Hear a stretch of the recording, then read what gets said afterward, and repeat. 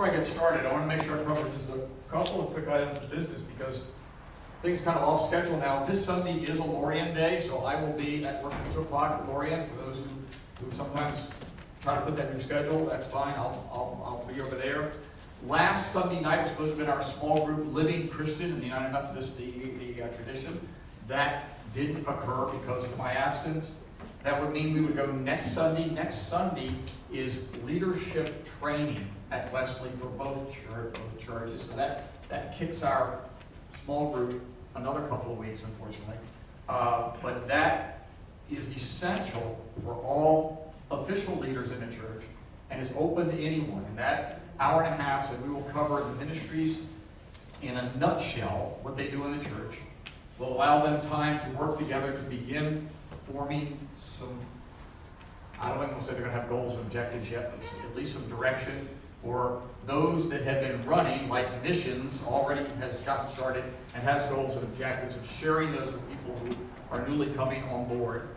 We really need you there at 6 o'clock at Wesley for that one. And the other is today was movie and dinner day at Wesley, and they actually have War Room. They actually got that. It's just recently been released. There is a showing going on now, Janet, right? And apparently in the future we're going to try to, at least for the winter, we're going to try to back this up to like a mid-afternoon event because of travel in the dark, and and get there maybe by summer. We can push it a little closer to dinner. So now it's going to be like a brunch and a movie. So for us, that's a bit of a problem. Because of the confusion that whether this was going to be a brunch or a dinner, there'll be another showing tonight at 5 o'clock. So Lisa will be there, and hopefully if there should be snacks, and if there's enough of us that's geared toward our church here, that you all can come and see the movie now as well, since the confusion was in the schedule. So if you do not have plans for tonight, 5 o'clock, you still get time to get home and get to bed before it gets really late. And if you haven't seen the movie War Room, it's really good. Actually, I get the opportunity, and James is going to be mad at it, and he asked me if I was going to be at men's group for this week. I said, absolutely. And then I looked at my schedule and I realized I get to screen God's Not Dead 2 on Tuesday night. So I've been invited to go to that screening. So we'll have another new movie coming up here soon. Check into. Well, in my absence, we kind of broke our little fitness thing here, and as far as that goes, boy, so next week I'm going to talk about physical, and this is for the gym rat in the room, and those of you who are guests, you don't know, but I'm 4 to 5 days a week at the gym, and I have not been at the gym in over a week now, probably the first time in 3 years, and probably starting to get a little cranky about it, I'm not sure, but trying to get in a little bit of time with my friends to go out and do my hunting thing. So some of it's personal, some of it's being in Florida and doing things of that sort. So we're there, but we started with spiritually fit, and then we got a week off, and now we're going to literally talk about financially fit, and then physically fit, and then relationship fit, and then we're going to be at Ash Wednesday, and we're going to be getting on into Lent, and we're going to really get into some biblical study from the pulpit on that time. So we have a lot of variation. This morning, what's neat about the financial fit is it was only a month or two ago that I actually did a quick session on that, and I went through steps of how to kind of get your finances together thing. And I can tell you to go to the Dave Ramsey book, to go on YouTube and listen to Ramsey, to go talk to the folks in the room who've done a Dave Ramsey and read the book and done the class. But today we get to focus on being financially fit in the total biblical sense. And you say, well, is it what that all was? Yeah, the other was more practical. This is going to be a little more so, because the scripture that Verna read this morning really talks about a couple of areas of fitness in being financially fit. The message this morning is we need to look closely at, one, the text is broken down into 2 parts. Verses 1 to 8 is actually the parable. And we'll go back and look at it in just a sec. And then verses 9 to 13 identifies how to apply the parable. So here's the story, and here's what you do with it, is what he's saying. And it identifies a couple of things. That one, that it opens, it says Jesus is speaking to his disciples. Well, and I missed, I can't remember whether yours said, and Jesus also said to his disciples, or whether it just said Jesus said to his disciples. Because mine says Jesus said to his disciples. And in most of the translations, some of the earlier ones, it says, and Jesus also said to his disciples. And that's important because we're going to come back, because what he's referring to is he's referring to chapter 15. And chapter 15 is made up of 3 parables. And all of them have one theme: loss. Lost coin, lost, it's about being lost. So when he then finishes, it says, as we look here, when Jesus also said to his disciples, he was saying, now we've talked about all the things that are lost, let's also talk about this. So these come together. So this one still has the same. So Jesus also told his disciples, there was a rich man whose manager was accused of wasting his possessions. You know what we sometimes think here, and Berna said the same thing, mismanaging or something, I think you said, that we think he was cheating and stealing. And that's not what it says. It says he was wasting them. Sort of like when the head football coach gets fired. He didn't get fired for cheating the owner.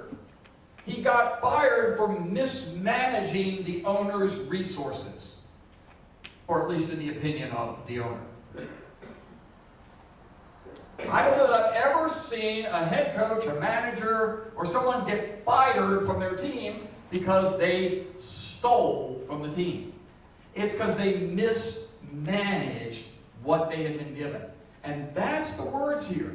And this is really important because stealing does occur, but not here. Not in verse 1. It says, there was a rich man whose manager accused of wasting his possessions. So he called him in and he asked them, what is this I hear about you? Give an account of your management, because you cannot be manager any longer. Now, those words actually say he's getting fired. In others, it really doesn't say it. It just simply says, come in and give an account. Now, we know that as parents, that when we called our kids in and said, Joey or Mary, come see me, we all know what they thought. For those of us, when we were kids, and mom and dad said, come in here, I want to talk to you. Now, sometimes it was because you did a great job. But usually, if you got that call, if you were like me, you weren't expecting it to be good news. Okay? You were assuming, because you knew everything that you had done, and you were figuring they had found it all out. Sometimes they had, and sometimes you went in with all this fear and found out they didn't know anything. Boy, we got away. Well, the manager here did what we did and what our kids do. I mean, my students used to do that. I'd say, hey, Joey, would you see me after class? He'd see that look and go, no, really, it's actually good news. And they kind of, yeah, right. You know? So here the manager jumped to conclusions. He said, I need you to come make an accounting. And he says, I'm getting fired. He immediately makes the call. And the manager said to himself, what shall I do now? My master is taking away my job. Master didn't say that. He said, I need you to make an accounting. He says, I'm not strong enough to dig. I'm ashamed to beg. I know what I'll do. And here's the deal. I know what I do when I lose my job. Then people will welcome me into their home. So he basically looked at folks, said, how much do you owe my master? And they said, $100. He said, make it 80. But remember, in 2 weeks when I get fired, I'm going to need a place to live. So when you hear that the manager got to keep making the decisions, even when coaches get told they're going to get fired, sometimes they've got a few final decisions that they can still make because they're trusted. They just didn't do a good job. Well, this guy was trusted. He just wasn't doing a good job. But then he violated the trust. Then he started settling all these accounts because he was taking the earthly resources that the owner had, and he's setting himself up so he could benefit later. That was the stealing part. There he stole. All right? What's amazing is when we get down to verse 8, at the end of the parable part, the master commended the dishonest the manager because he acted shrewdly. So you realize that this guy has just hustled you in his last week. And you complimented him. And this is important because understand, all parables are God and people related. You know, they're all messages here. So he's looking at us and he says, and he follows it up. He said, for people of this world, non-Christians, are more shrewd in dealing with their own kind than are people of the light. In other words, the people in the church, the people outside the church, are much more shrewd and better at dealing with people and resources than the people in the church. It's okay, you can say amen to that, it's all right. I mean, I think it's there once in a while. I mean, I think we resemble that once in a while. And he then goes on and he says, I tell you, use worldly wealth to gain friends for yourselves, so that when it's all gone, you will be welcomed into eternal dwellings. Folks, do you hear the message of stewardship?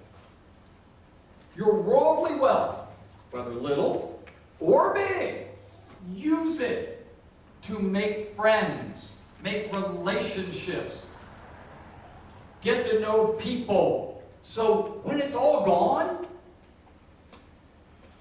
there'll be someone there. Now, that part of that is practical. The other part is the spiritual part. When all of our worldly wealth and possessions are gone, and we leave this world, are we all counting on someone taking care of us? I know I am. Said, I'm counting on getting to see the face of God. I'm counting on getting answers to things that I don't know. And it's not that if I do all of this good stuff, I will get that. The point is that what God's saying, if you really want to understand all of this, use what you got. That is financial fitness in a biblical sense. That's what it's about. So if you've not been trustworthy in handling of worldly wealth, then who's going to trust you with real riches? You know, this is really something that we talk about. And what's interesting is this past week, and that's what happens when you think you know it, you don't have to follow your notes and you can't find them. But this past week, we were driving back from Bayview Hospital, and Dr. Tony Evans was on the radio. And I'm listening to him, and to me, I just had to add it to the message. Because to me, he was talking to me about what financially fit was. Because he was talking about a couple of incidents, and one, he talked about Abraham. He said, because we expect God to do all these kind of things, and God's saying, yeah, I'll do them, but all of our covenants are conditional. God says, if you, then I will. Across the board. If you, then I will, is what God says. And we get mad. Where's God? God's not there. God's not blessing me. God's not doing this. God's not doing it. And God said, I'm waiting for you to give me that part that you don't want to give away. So he used the story of Abraham. And if you remember, Abraham and Sarah had no children. They were really old. All right? They got a child. And God then said, through this child, I'm going to create many nations. One child? Really? No? Okay. All of that's another sermon. But the point is this. If you remember, the story goes on, and non-believers love to use this one against us. It goes on, and Abraham was asked to do what with his son Isaac? He was asked to take him to the mountaintop and to kill him. Now, here's the non-believers saying, your God is gross. He kills babies. He did. Did Abraham kill Isaac? No. No. So my God really never intended that. And this part I'm kind of reading between the lines. You know, we call it, in theology, call it reading the white fire. You know, the words are in black and red. But sometimes you have to read the white fire, because sometimes the message is in between the lines. Is it possible that Abraham and Sarah, who didn't think they wanted kids, got a kid, and for those of us who had kids or grandkids, and would give away anything and everything for them, including our lives, is possible that Abraham was beginning to realize that Isaac was the most important thing in the world? And as sad as it may be, Isaac is not the most important thing in the world. Is it possible that Abraham was focused on the money? His money was Isaac. That he was losing the thought that God said, I am going to use you to build many nations. And he gets him all the way up there, and God provides. That is what Abraham called the place, and it means God provides. He provided a ram. He provided an escape. He provided a way out because Abraham finally realized everything belonged to God, including Isaac. That's the message I think I heard Dr. Tony Evans say about our finances. This was the message that he wanted us to hear, because we all have at least one Isaac. And it may not be our kids. It often is our money. In his book called The Scandal, the Evangelical the Conscience, Ron Sider wrote, why are Christians living just like the rest of the world? He says, I don't get it. He says our divorce rate, our sexual disobedience rate, our domestic abuse, on and on, even our finances. If you were to put us all in a big auditorium, could you pick out the Christians from the non-believers by the way we act and use resources? It's pretty condemning when I read that. In other words, our professions and our use of money seem to be the same as unbelievers. And yet, like Abraham, we're expecting God to reward us without anything. Well, God, why haven't I been blessed with all this? Why haven't I? And God's saying, I'm waiting for Isaac. Where's Isaac? Maybe Isaac is your credit card. We'll come back to that one in a minute. And we go on, and maybe that's what it is. So Sider writes a couple of things. He says, here's the things that to be physically fit, financially fit in this, is that one, as Christians, our motivation should be different. What motivates us should be different. For Christians, wealth is something that we are entrusted with. You notice I didn't say you had to give it all away? I'm not going to. And neither does the Bible. Yes, the rich man who couldn't give it all up, yeah, he couldn't let go of any of Isaac. He couldn't even walk up the mountaintop. And God said, and guess what? You got to sell it all. That's a different message. So our motivation has got to be different. Christians are motivated by a desire to use resources that God has given us for His glory. Most often, we call it stewardship. Then Sider says that our goals should be different. We should have different goals. That particularly our goals with money. All of our dealings with interactions with money, he said, are tempered by an understanding that there is an eternity beyond. Wealth is a blessing and is of some value, but the wise Christian knows the ultimate limitations of money, and that is, it serves no purpose a billion years from now when we are in eternity. Now, I am not, we'll come to this again, this does not mean that you should not protect yourself for the future, not have any money, you should feel evil because you have it. There's a whole different message here. So Sider continues, he says, our mindset should be different. He said, we seek contentment with finances. Money seeks to grip us with its talents. He says, but as Christians, we seek to free ourselves of that race, and instead, we should be content with whatever we have. Our worth is not defined by what we own, but by our owner. Now, content with what we have. That does not mean that you have to be content living in a cardboard box. That does not mean that you have to be content living in debt up to your ears. Oh, God says I should just be content with what I have. No. This is like joy and happy.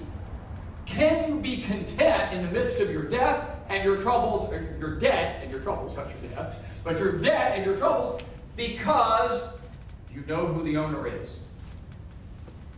Yet God is going to tell you, you need to work out of that. Can you be content and know that if your life ended today in that place, in what the world says is a bad place, then you're totally content because you're right with God, because you know Jesus Christ. That's the contentment we're talking about. You know, society says we believe our finances are ours, and then the church is over here. God said to Isaac, I get it all. I said to Abraham, I get it all. I get it all. So if you want it to be fit for God, then you need to put yourself in understanding that living in deceit, cheating and sinful ways, and doing that, if you're living that way, then your unfit financial life is unfit for God. When's it okay to steal? When's it okay to steal? The manager said, I'm going to lose my job, I'm going to be broke, I'm too old to work, I'm too weak to work, I got to have somebody take care of, and he chose to steal. Somewhere in the 80s and 90s, we chose to steal because somebody had better tennis shoes. Because somebody told us because they were rich, they didn't deserve what they had. That wasn't Christian, folks. I don't care how Christian you want to make it. If it isn't yours, it isn't yours. That's the contentment thing. If you're going to be financially fit, then you've got to be okay that you're not going to have the same thing as everybody else. It's just the way it is. If they are irresponsible with what they have in wealth, that's their concern. Stealing is a sin. Period. Thou shalt not steal. But I had to feed my family. Now, will God forgive? Sure He forgives. But God's saying there may be other ways. Financially fit is more than just managing the Dave Ramsey stuff. You can't live as a disciple of Christ without reorienting your attitude toward God. We all know it. When Christ comes into our life, our lives change. It changes what we do. It changes how we look at things. If we are children of God and we're disciples of Christ, you know what we do for a living may have to change. It sounds like, Rick, I got to have a job. I understand that. But if what you're doing is a deceitful, sinful way of life, then guess what? It's got to change. That's financially fit. God wants us to be content. He wants us to have life and have it abundantly. But you know what? That doesn't mean that because someone makes twice your income and drives twice the automobile, doesn't mean that you should have that automobile. That doesn't sound like contentment to me. But I don't understand.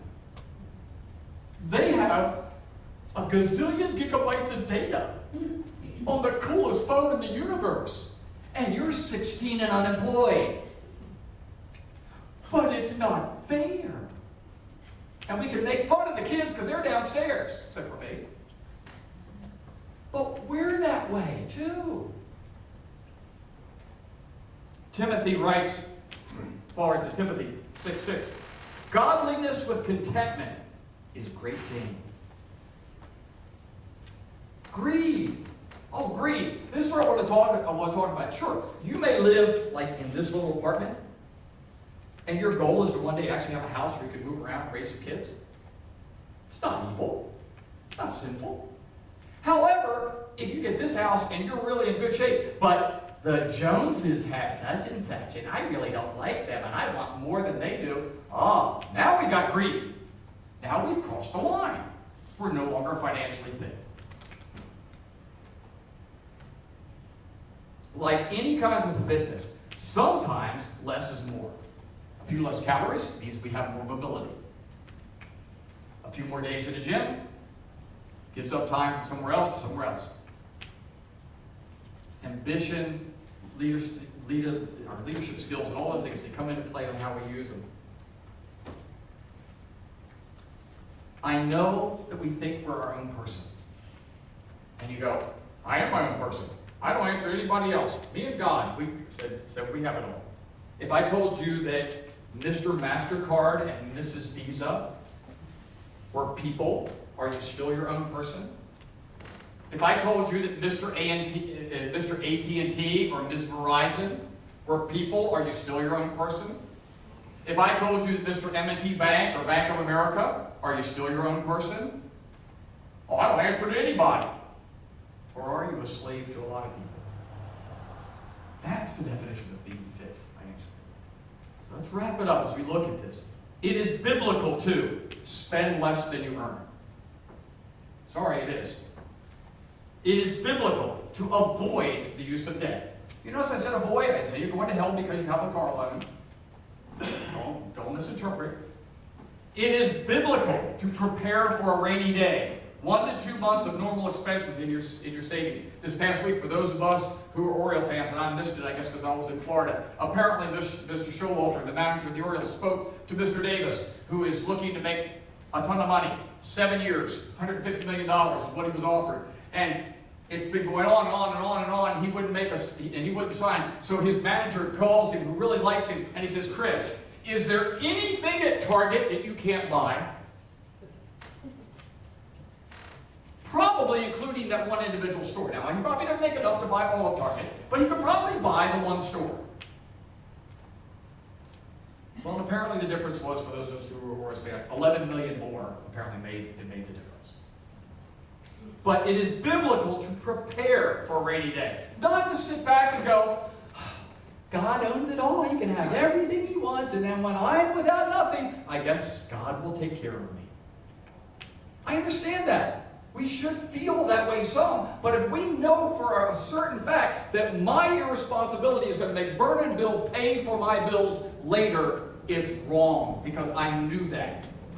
If it happened and I didn't know it, it's a different story. If I was just frivolous, it's wrong.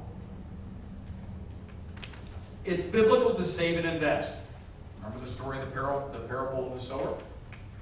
Remember the parable of the talents? It is biblical to give. And yes, tithing is a word. However, you are not going to go to hell because you're not tithing. It is given to us. It is our goal, and it's our direction. It's where we should be going, no matter what the world has said. But for anybody to come to you and go, you're not tithing, that's as guilty as anything else.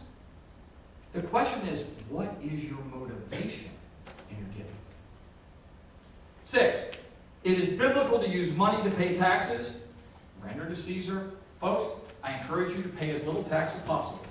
I encourage you to find a plan that is legal and appropriate to pay as little tax as possible. That is biblical. It is not biblical to cheat.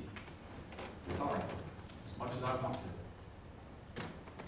It's biblical to be selective on how you spend on lifestyle choices.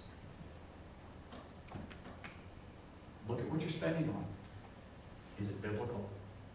Would you want God to share it? Would you invite Jesus to those activities? You wonder why God doesn't seem to always be there. Then check in with Abraham. Ask him. He says, Abraham, give me Isaac too. And Abraham says, I can't, I just can't. And finally, he takes him to the altar, puts him down. He just goes, oh Lord, it's his. I truly don't think that God was ever going to kill a baby, a young child, but a baby child. But what are you holding back from God? Particularly your finances. What are you holding back?